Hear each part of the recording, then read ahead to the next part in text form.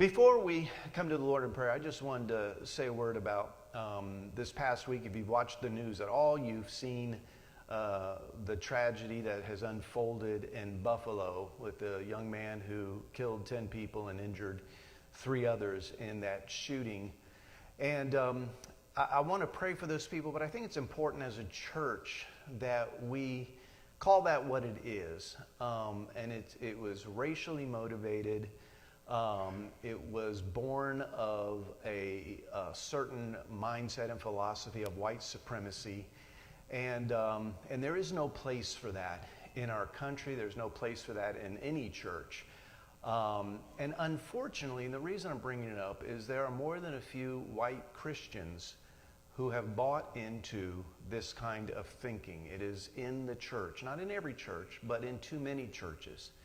It is a theory called replacement theory, a conspiracy theory, that there is a concerted and directed effort to replace white people in this country with people of color, and that it is for the purpose of eliminating white people in America.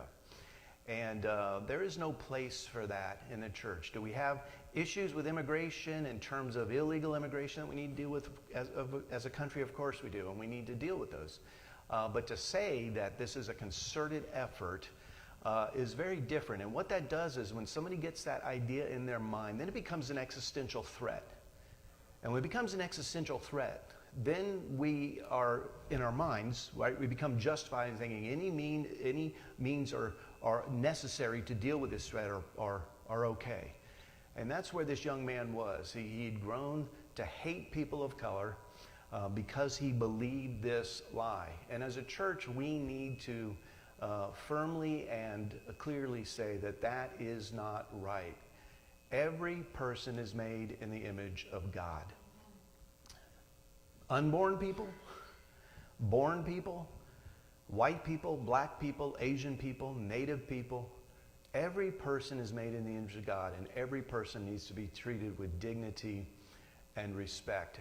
And as the church, we ought to model that for the world.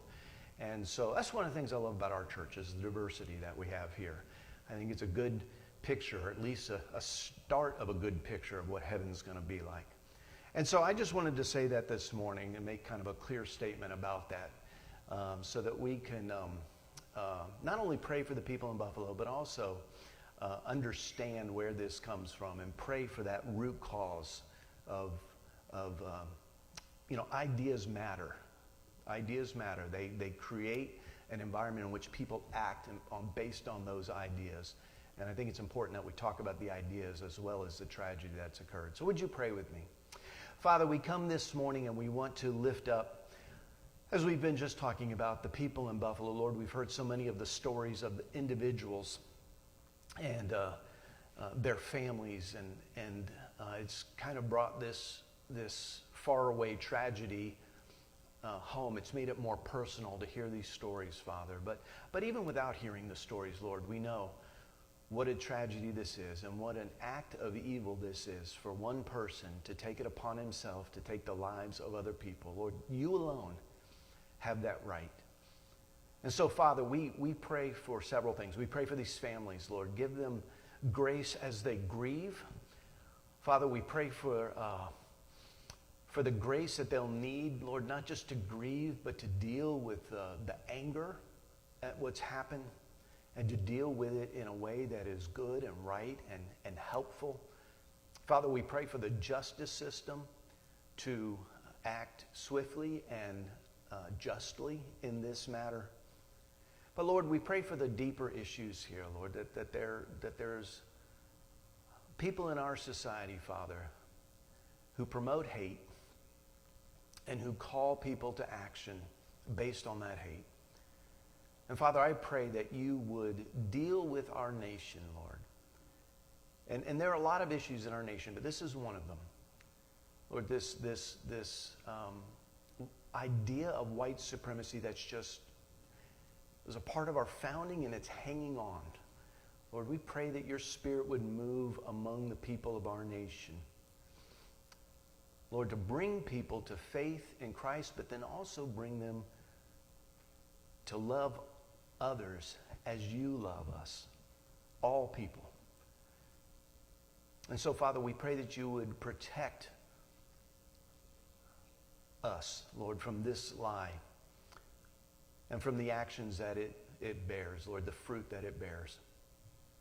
Father, we thank you for this time of worship, Lord, that we can come together and we can lift up our voices to you in worship, that we can open your word in worship, that we can give to the work of this ministry as an act of worship. Father, we pray that it would be pleasing to you this morning. We know we come not as perfect people, and that's not the ticket that we have, our own works.